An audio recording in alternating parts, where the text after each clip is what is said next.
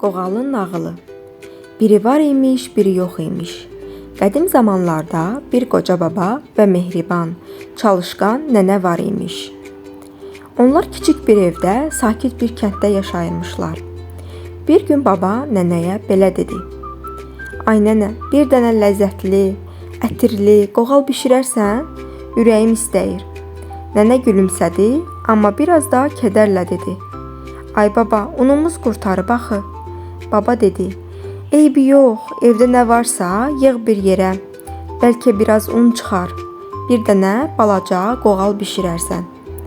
Nənə evin hər küncünü, hər bucağını süpürdü. Azacıq un tapdı. O unu sevgi ilə yoğurdu. Gözəl bir xəmir açdı. Bir balaca qoğal düzəltdi. Sonra onu sobaya qoydu, bişirdi. Qoğal qıpqırmızı, yumru oldu. Qoxusu bütün evə yayıldı.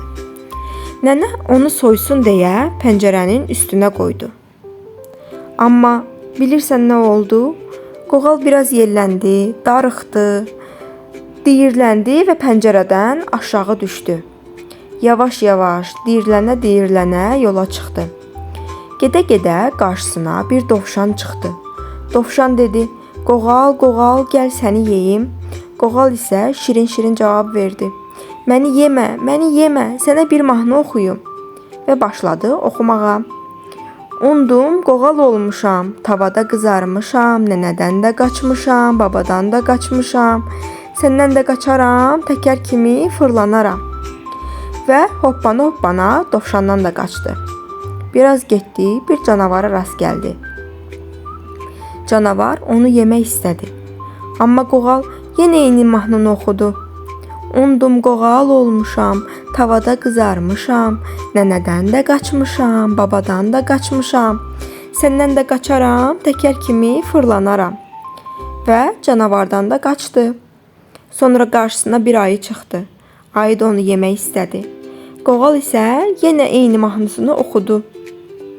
"Undum, qoğal olmuşam, tavada qızarmışam, nənədən də qaçmışam, babadan da qaçmışam, səndən də qaçaram, təkər kimi fırlanaram." Amma sonra bir hiləgər tülkü qarşısına çıxdı. Tülkü dedi: "Ay qoğal, nə gözəl mahnı oxuyursan.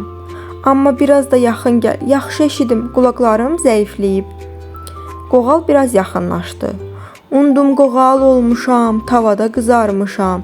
Tülkü dedi: "Biraz da yaxın gəl ay bala, hətta başıma çıx. Oradan oxu, qoy yaxşı eşidim." "Undum, qoğal olmuşam." Qoğal tülkünün başına çıxdı. "Tavada qızarmışam." Sonra da burnuna çıxdı. "Nənədən də qaçmışam, babadan da qaçmışam." Elə bu anda hiləgər tülkü hop elədi, qoğalı tutub yedi.